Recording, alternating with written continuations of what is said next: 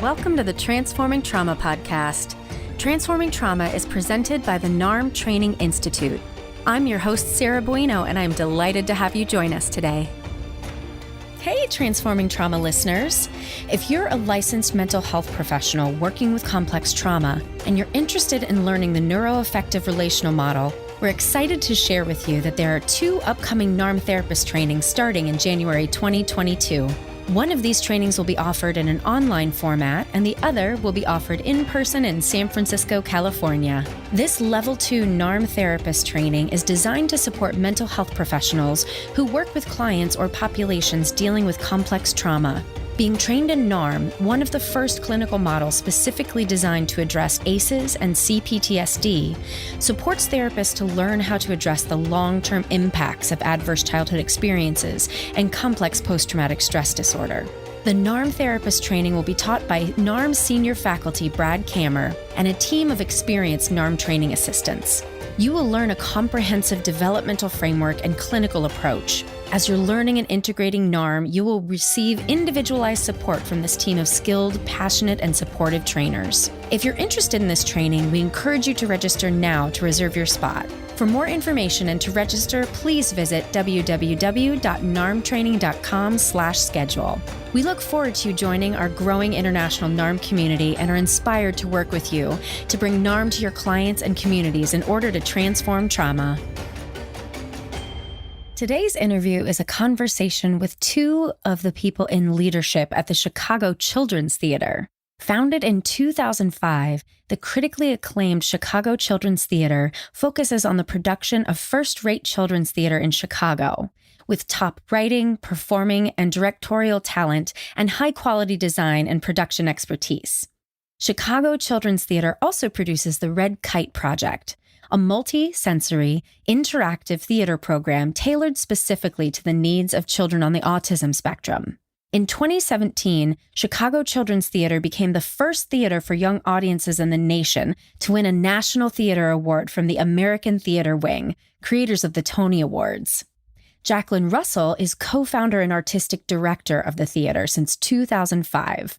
In addition to leading CCT's main stage and award-winning new play development, Russell is the creator of the Red Kite Project, a CCT program dedicated to bringing theater into the lives of children with special needs.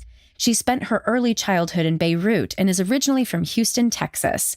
She received her BFA from New York University. She has a daughter, 2 kittens, and a turtle named Leonard.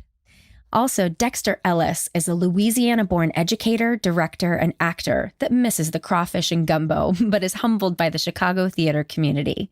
After being with Chicago Children's Theater for 5 years, Dexter now proudly serves as the Director of Education and Community Programs, where he creates a wide variety of programming for ages 0 to 14 throughout Chicago. So please enjoy my conversation with Jacqueline Russell and Dexter Ellis. Hello, Jacqueline. Hello, Dexter. Welcome to Transforming Trauma. Hello. Hey, how's it going? It's going great. I love when I get a twofer. It's very fun. Great. Yeah, hopefully we can have a little back and forth. Yeah, right. Well, I'm going to ask each of you individually this question because I imagine your answers will be different. But the way that we start out our podcast here on Transforming Trauma is by asking what you want listeners to get out of the episode today. So, Jacqueline, I will start with you. Thank you. Yeah, I've been giving this a lot of thought, and I really feel that what I want listeners to realize and get out of this is just how much the arts can do in terms of healing and helping, especially young people with trauma. And I think that especially theater is really just a perfect avenue into this work. Wonderful. Thank you. Dexter? Yeah, so I also gave this question a lot of thought, and I think what I would love for listeners to get out of it is really very similar to what I wanted out of the NARM training that Jacqueline and I did in the spring, which was for educators to think about practical applications of bringing trauma-informed practices into the classroom and just begin that thought process. Wonderful. Well, why don't we jump in and have y'all tell us about the Chicago Children's Theater? So my hometown, woohoo! Jacqueline, do you want to share since you've been with the company for quite some time? Sure. So I founded the company about 17 years ago. I am also the artistic director, and it was really founded here in Chicago, where I think is just one of the greatest theater towns in the world. Mm-hmm. And it was founded with an incredible community here of theater makers. And the goal was to create the best quality theater for young people we can. And that oftentimes children's theater is considered sort of lesser than and can be pretty dumbed down. I always thought of it as like animals in sweatpants or something with tails. And that was just so depressing to me, especially my daughter was very young at that time. And I wanted really serious, significant theater for her to experience with great artists making it and performing it. So people you'd see at Steppenwolf or Goodman or Looking Glass. And so we set out to do that 17 years ago. And in the meantime, we were offering classes and teaching at camps and doing things around the city where we could to work with children making theater. And I particularly was doing a lot of work with children on the autism spectrum and doing a lot of work in Chicago public schools. And eventually we created an entire sort of wing of our company called the Red Kite Project, which is dedicated to creating art with and for children on the autism spectrum. And so that has really, I think, it's really catapulted us to a national level, internationally, as well as a lot of the new work that we've created that really speaks to children today. A lot of contemporary stories about trauma, about bullying, and about empowerment ultimately for children. So that's just a little bit about our theater. Wonderful. Dexter, what's your role in the company? Yeah, I'm the director of education and community programs. And, my job is mainly focused on building curriculum and bringing it into classrooms across Chicago, as well as having our own classes and camps that they're building. Well, and I mean, you both have extensive theater backgrounds, and I guess I'm curious, because if this is a passion of yours to bring trauma-informed education to the classroom, to the theater world, what were you seeing or not seeing, I guess, that kind of made you think, oh, this is something that we need to be doing? Again, another question that I've given a lot of thought to because, we encounter children, we encounter parents, we encounter educators, other artists. So our world is pretty big, goes beyond children. And so I think that one of the things that is really important in the trauma work is about healing ourselves, about self-reflection when we're working with children. I think that's really important and powerful. And to start with ourselves before we even start to address what is going on with young people, I think is a really important place to start. And so wanting to bring that to our practice was very important to me. Also working with so many children with autism in particular, there's a lot of trauma in those family circles and wanting to create a space where those families can come and feel loved and accepted and to really get what they're not really able to find in so many other places in our society. So I think that theater is really a place where people can come and find self-expression and empathy. I just feel like it's a healing art, honestly. And so I think it's a place to heal as well. Wonderful. Dexter? Yeah, absolutely. So I've been with the company for 5 years now and really, really helped build the department alongside many wonderful teaching artists and humans. And when we started going into classrooms, I felt like we were looking at, walking into situations that were very, very different across the city, depending on where you are. Yeah. Are you going into schools all over Chicagoland? Yeah. So we're going, everywhere from the very north of the city to all the way south and out west and everywhere in between. So, and a lot of the situations, a lot of the things that we're seeing in classrooms, like I said, were very different. And, we were identifying this thing as trauma, a lot of complex trauma happening within these children's lives. And we wanted to find a way to, make a difference for those kids and create safe spaces that ultimately every child deserves to have. Yeah. And listeners might not know the Chicago public school system, and Chicago in and of itself is extraordinarily segregated. And so there's a very wide gap and disparity in different neighborhoods and different schools. Even though it's one giant school system, the learning I hear is very, very different. Oh, absolutely. And the resources, even in the public schools, vary by what neighborhood you're in, which is, a tragedy and of itself, just because it doesn't matter where you live in the city. They're all funded by the same area, and you think that they would have those equal resources, and they simply don't. Right. And there are many kids. I worked in a high school when I first started in my career at Senn High School, which you may be familiar with. Right around the corner from me. Yeah. Yeah. Up north. And I couldn't believe so many of the students that I worked with that traveled an hour and a half to get to school every day. So regardless of what trauma they're already experiencing, just the trauma of that commute, like I would wish that on no one, let alone a child. Absolutely. It's so messed up the way that the system is set up too. Jackie and I were talking about this last night, actually. The way the lottery system, the way that they put kids into schools is just not equitable. Do you want to share a little bit about that, just so listeners know what we're talking about? Yeah, Jackie might know a little bit more than me about that. Yeah, I mean, there are all different schools within Chicago public schools, and some of them are neighborhood schools, and some of them have what are called gifted programs. Some of them are magnet schools. So there are lotteries, there are people applying for these. And of course, it's really the most savvy of parents who can make that happen for their kids. And even those people can't always get their kid into a public school that is accessible and safe and on a good track. And then when we go to high school in Chicago, the kids have to test into their high schools. And it is so stressful and so competitive. And my daughter ended up in one of those schools, Whitney Young, which is actually not far from the theater on the Southwest side.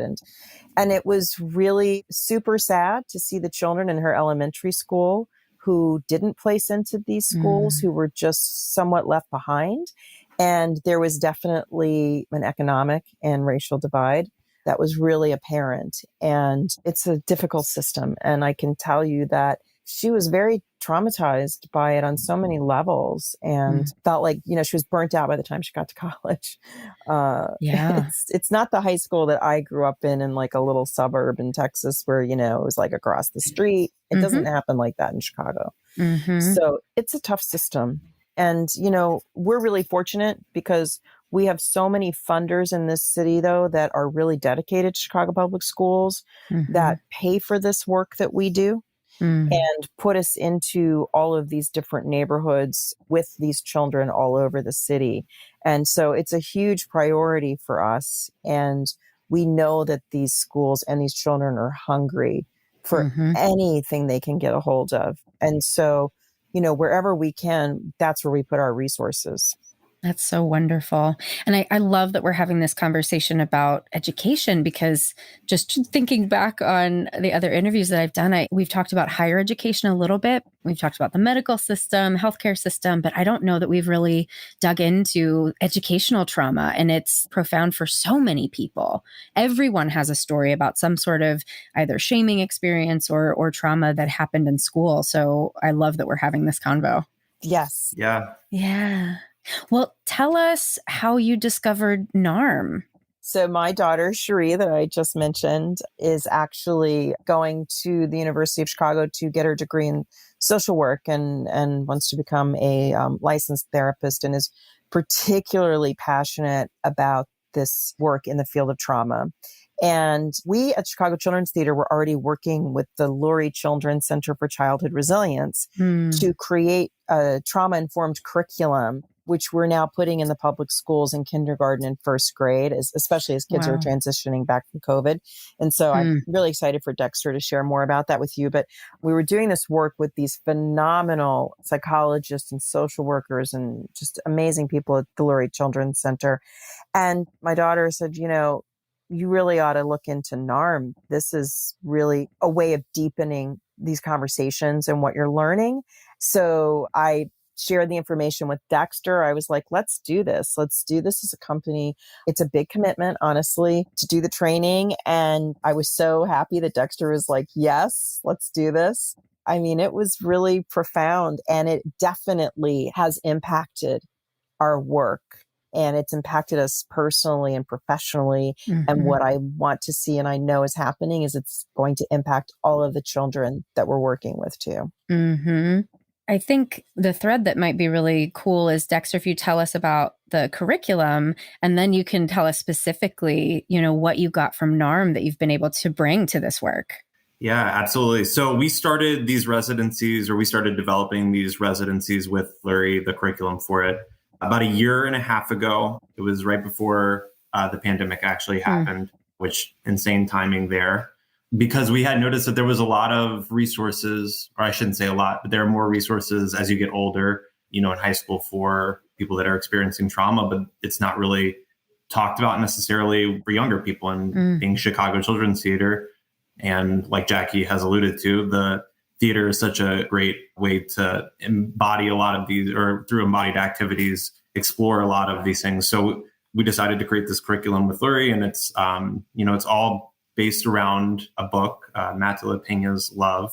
And it really focuses on giving kids the tools to be resilient. So our resilience residencies, or we call them ROAR residencies, are meant to provide safe spaces for children and really help them have agency in situations, especially situations where they may not necessarily be given agency. And we do this through helping them identify emotions within themselves and within other people, but primarily themselves, and just what it feels like to feel certain emotions in their body, and what they can do when they feel certain emotions. So important. Yeah, absolutely. Even as adults, it's super important. Oh, I have so many clients who can't locate their emotions. Right. And I only work with adults. Yeah. Yeah. And whenever we started NARM, this was such a question that gets asked all the time is, how are you feeling right now? And where do you feel it in your body? And how does it feel to identify that? And so insane. When we first started NARM, I was, I told Jack, I was like, I might be in over my head here. There's not a ton of educators here. But after the first couple of days, I was like, this is incredible.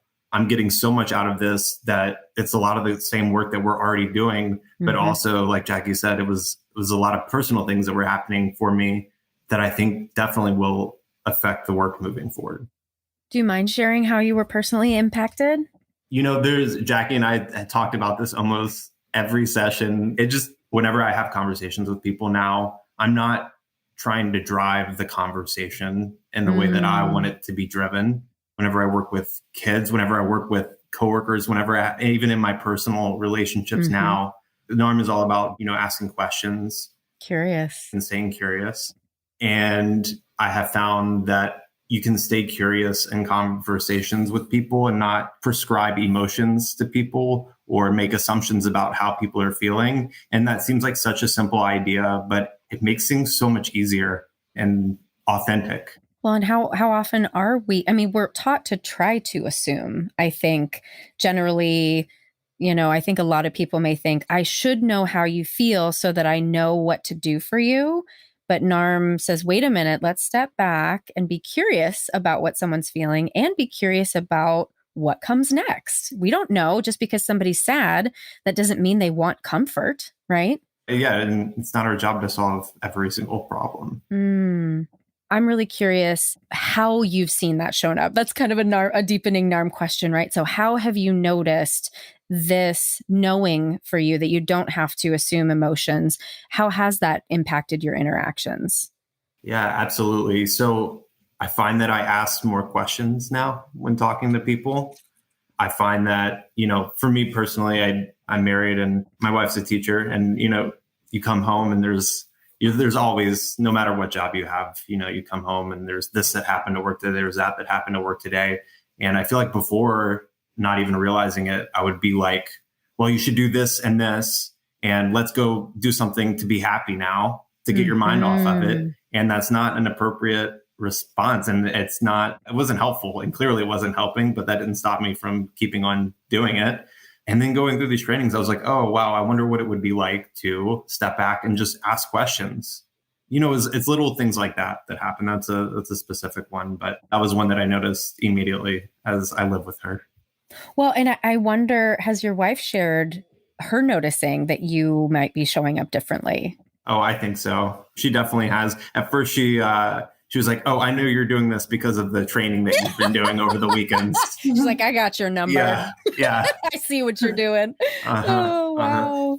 But I think after, you have to catch yourself at first slipping into old, not so helpful habits. And, now it feels a lot more natural. And that doesn't mean I do these things all the time or do the right things all the time, but it's a journey. And I, try to be curious when I can. Yeah. Yeah. Well, Jacqueline, I guess I'd love to know how it's impacted you personally as well. Yeah, I would say also like Dexter, coming from a background where a lot of my strategy has been to fix things. I'm a fixer. And it was really nice. I think it was really like the very first session. It was like, we do not need to be fixers. And to give myself permission to stop trying to fix things was really incredibly freeing, but also very difficult because it is a habit. And so really trying to stop being the fixer and also really looking at that, what NARM talks about, the 50-50 of being working to be 50% inside yourself and 50% like really, relating and connecting and, constantly trying to find that balance and questioning sometimes when I'm in a situation that might really start to trigger or stress me, to try to figure out, where am I? Am I staying in here and remaining curious, but like remaining within myself? And then, like Dexter too, like I think especially as I'm trying to help, whether it's an employee on a project, an artist, just asking people more like, what is it that you need from me? What would be helpful to you? And I think that, this is really, again, where NARM talks about like creating those intentions, with your client. So we're not really working with clients in quite the same way, but we're interacting with people like Dexter says all day long in our lives, personally and professionally, and to say, what is it you're looking for? I think especially artists can bring something to us. And I think it's just such a great place to say, what is it you're looking for? What do you need? What type of feedback are you in need of?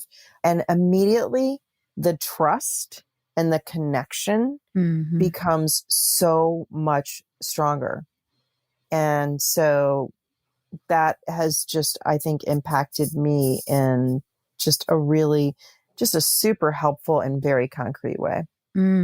Well, what comes up for me now is, as Dexter talked about children not necessarily having agency, how absolutely agency filled it is to ask a child, what is it that you want?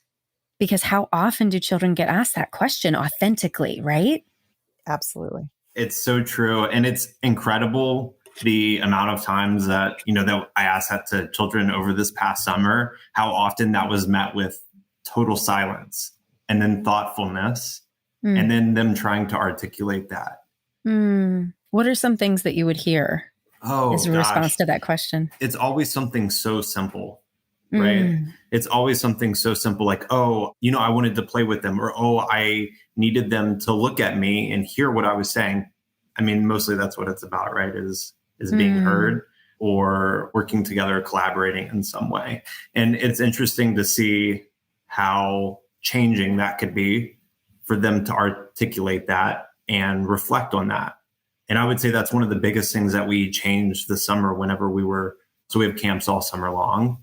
So we have students in the building every day, and most of the weeks, we're creating original shows with the kids. So, we're tackling some big ideas or themes and then creating characters with the kids and then putting on the shows, which is inherently a pretty trauma responsive thing.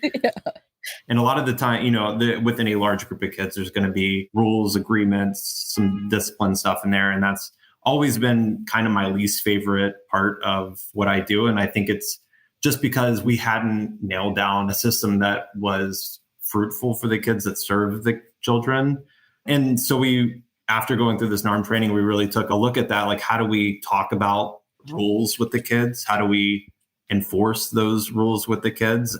And it's not about, enforcing the rules. It's about giving children the choice and creating agreements with them. It's something, a pretty simple tool that a lot of teachers use in their classroom, which is creating community agreements, whenever you start a program, and then tools of reflection along the way if those agreements are broken.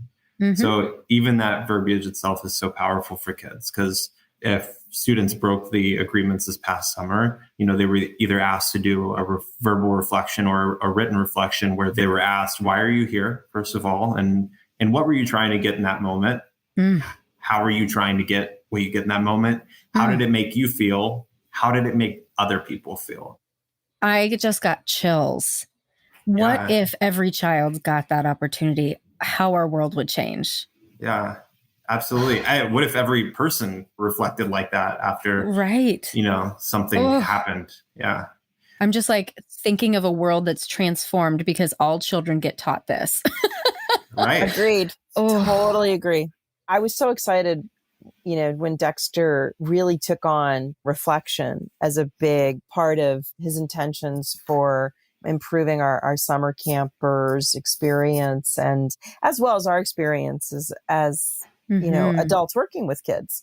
And so, I think we talked a lot about the idea of protest in behavior, and that a lot of times when children are acting up or, whatever, you want to call it, that it's a form of protest, And I think that sometimes kids just get stuck in these patterns, and the fact that we just want to just immediately change the behavior and not really help them come to some sort of recognition, and then also validation from those of us outside of them, is just so profound. And I think all three of us can say that we didn't get that, And so being able to offer that, and I just thought these reflections were so beautiful. And I think Dexter can tell you that it also really cut down on that time of disciplining. It cut down on that. And I was just thinking about another example of something I wanted to share, which I thought was also just a really wonderful way to give a child agency. My daughter was coming over to babysit a younger child of a friend of mine. And of course, when my daughter showed up to babysit the little one, she didn't want a babysitter, right? So she was mad at mom. She wrapped herself up in the curtains in the front of the house and wouldn't come out. Okay. And so just an incredible, fit. And so my daughter walked over to her and said, I can see that you're upset right now. And the little girl inside the curtain said, yes. And Cherie said, well, how long do you think you're going to need to feel this way? And the little girl, it took her she was like 4 years old. She was like, 10 seconds. And so Cherie counted to 10 with her. And then she came out of the curtains and was ready to go. And I was so blown away by that moment, because I thought, here you can even give a 4-year-old the opportunity to make a choice, instead of, trying to prod them or say, come out now, or, that it was so beautiful that, when you asked her, how long do you need to do this? It was not a very long time at all, And how quickly an adult might come in and assume that, she wants to throw a fit for a long period of time. And what's really coming up for me right now is our culture's obsession with like efficiency and productivity and doing things on a schedule. And I'm not a parent myself, but I hear from my clients who are parents, the frustration often comes when they have to be somewhere and the kid isn't doing the thing. And that's where punishment often will come in very quickly, and the knee-jerk reactions instead of these reflections. But that's such a beautiful example of literally it took 10 seconds to get back online. Exactly.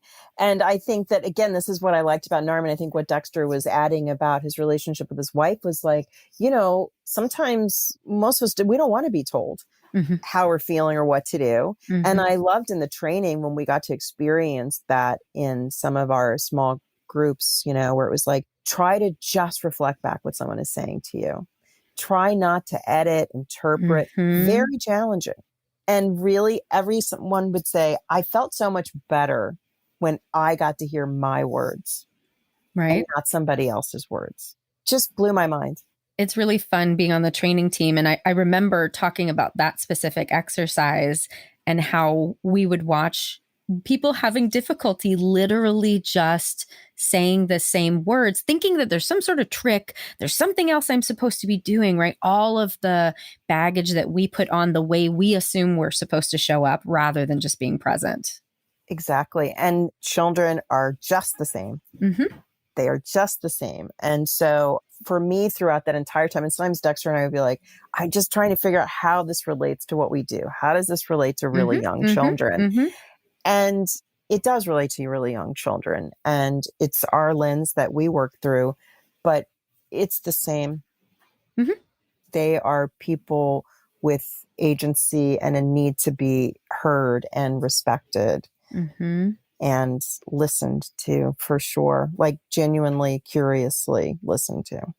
And this is also making me think about, you hear when we talk about resilience that when a child doesn't have the support in the environment at home, that children who develop resiliency and who bounce back from adversity always had someone who heard them, listened to them, saw them, and you are providing that for these children. That's just so incredible. Thank you. Yeah. And it's not even that, of course, people always have somebody, or most of the time have somebody. And, sometimes we are the people in that classroom, but our goal is, even when we're not there, even when we're not present, is to help them identify people in their lives that can be that person. It's okay to ask for help, and it's okay to feel scared. It's okay to, be anxious about things. It's about, what do we do whenever we encounter those? And it's, there's no right or wrong answer. It's just about thinking about it with the kids and talking with them and figuring out, like, what are some tangible things that we can do when we feel these things? Because it happens through adulthood. It's not going away, I'm just blown away. This is just so beautiful. I love that this is happening. We do too. Yeah. We would really love for every child to get to experience this type of work. And I mean, just what that means for them. It means a lot for the educators too. I think what Dexter was saying earlier was like really wanting to see this kind of work in all classrooms. My hope is that more educators get this kind of training, because again, they're experiencing a lot of stress in these very stressed out systems. And so how can they be their best if they're not getting taken care of? And so self-care is a big part of our resiliency work too.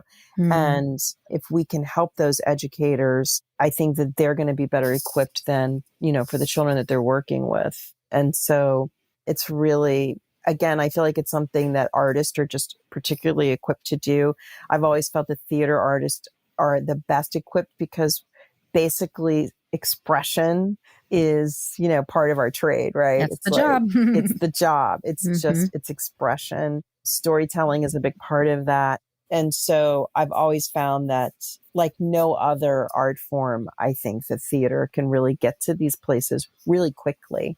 Well, when I think about what makes a good actor, I think that a good actor probably needs to know themselves inside and out.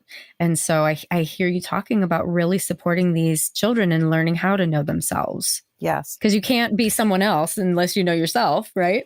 That's right. And again, how much curiosity does it take to be somebody else too? And so many people, I think, a lot of times when they think about theater, they think about, very egotistical people who, want to be on stage and get applause, and which there are those. And there are those, and there's nothing wrong with being on stage and getting applause. Yes, we definitely have kids who want to be theater makers, but the work of really drama in a classroom goes way beyond wanting to put on a show. Putting on a show is a great experience for any child, because it does build confidence and it does build communication skills. And as Dexter was saying earlier, it's a collaborative art form. So it's a great way to teach children to listen to each other and work together. But at the same time, a lot of these things are really about tuning into the self. We talk about, as a performer, your tools are your voice, your body, and your imagination. So think about all of that, knowing about your body. And as you were saying before, just that disconnect that so many people experience physically, when we start to really teach children at a very early age to start finding where things are being felt in their body, is something that is a useful tool. You do not need to be an actor to benefit from this education. Dexter, do you have something to add? Yeah, no, just what Jackie said. Those skills that we learn in theater, we take with us no matter where we go, and just to be good humans in the world. Mm-hmm. And maybe some of the kids we train will become, famous actors on Broadway and in LA, and maybe they won't. Maybe they'll be, the most empathetic human being in the world. Right. And that's a big win. Yeah. Mm-hmm. Well, I'd love to hear some content of these plays that you're creating with the students, since you're really digging into some heavy material, as you said. What are y'all coming up with?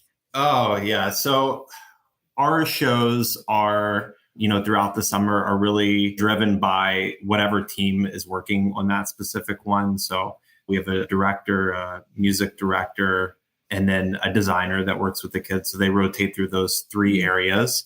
And I think some of my favorite ones do tackle the larger ideas. And some of the ones that stand out to me are shows that are more process focused, like Jackie has talked about, as opposed to product focused. So it's not about stand here and say the sing and sing the sing. It's about thinking about characters, about somebody that's different from ourselves, and what makes that person, or whatever they are, if they're not a person. The biggest one that has stuck out to me over the past couple of years, just because of the conversations that surrounded it, where we did this show that was called Comics and Capes. And the idea for the show was that it was a living comic book. And the character was totally unintentional, but the kids had all created their comic book characters. And the struggle that they had come up with was the writer. And so those were the two opposing forces in this. Oh, so the characters versus the writer? Yeah. So it was a writer. And this writer, and it wasn't necessarily even versus, but that's where the struggle was. But the writer ended up becoming this godlike figure. And so there was a lot of talk of spirituality and what that looks like in different cultures and what that is for different people. And these are 6 and 7-year-olds having this conversation at lunch and asking for input from the teachers that are walking around, you know? And those are the kind of insane conversations that I feel like I was never given the opportunity to have when I was young. And here we are doing it with the kids. So, Dexter, can you share a little bit about the work we've done with the children in Mumbai and our collaboration with them? Because their work was profound too. Yeah, absolutely. So we've been working with a company in Mumbai, the Pomegranate Workshop. And so there are these Saturday morning classes. And we've done a couple different modules now. The first one was about mythology and what mythology looks like in different cultures, and then creating a shared myth between the US and India. And then the second one looked at climate change and the UN's sustainable goals, which is a little bit out there and different. But it, again, is about giving kids agency in a world that doesn't normally give them agency, their future. They are going to be shaping our future, right? Exactly. I just think about, kids today are talking about climate change and social justice. And I was worried, like, if a boy liked me or not, So it's just incredible what the generations behind us are doing. Yeah, absolutely. And we just want to give them a space to talk about that because, it's their world. Wonderful. Any other show that really sticks out for you?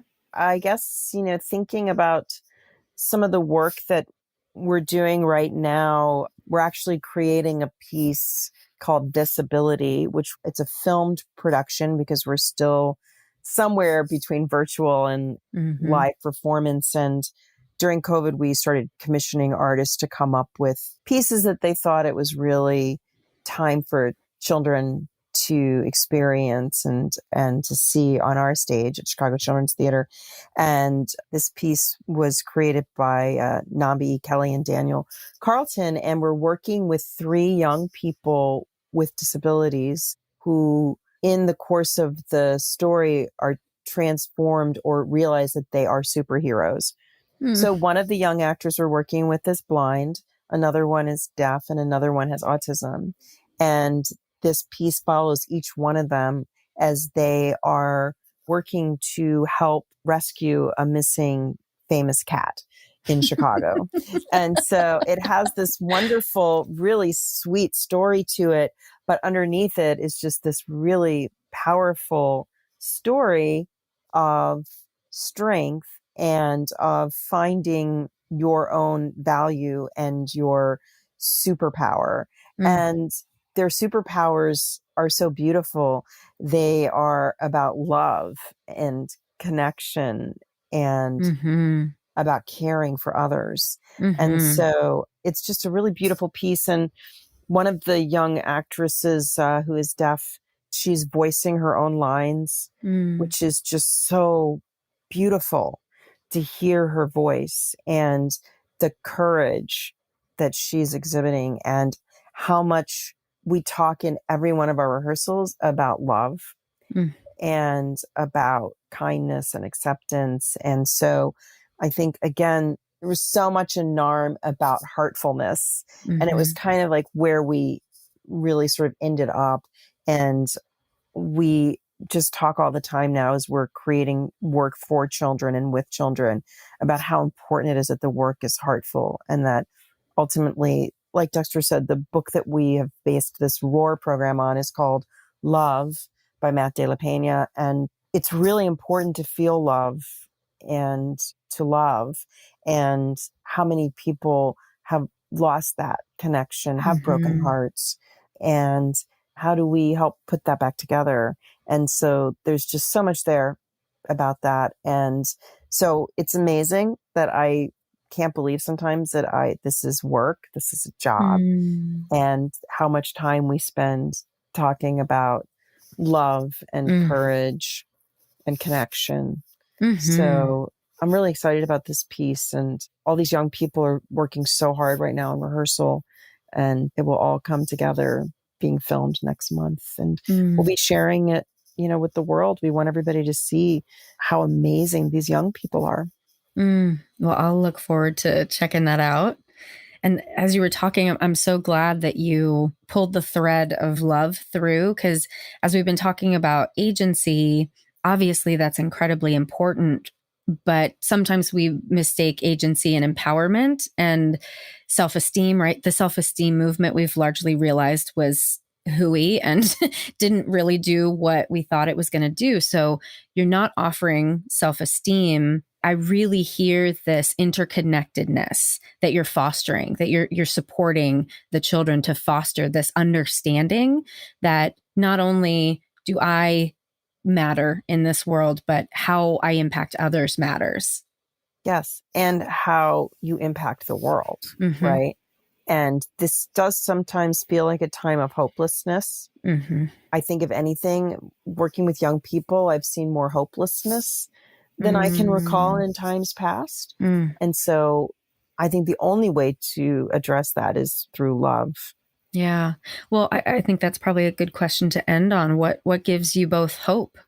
What gives me hope is whenever we give children the opportunity to reflect in ways that may not have gotten to reflect on, and the fact that they're able to do it from such a young age as well. To me, that's so exciting. And the idea too that it's not terribly difficult to ask those questions either, to ourselves and to others. I was, like I said, I felt like maybe was in over my head whenever we started the NARM training, and soon realized that, these are things that everybody can do.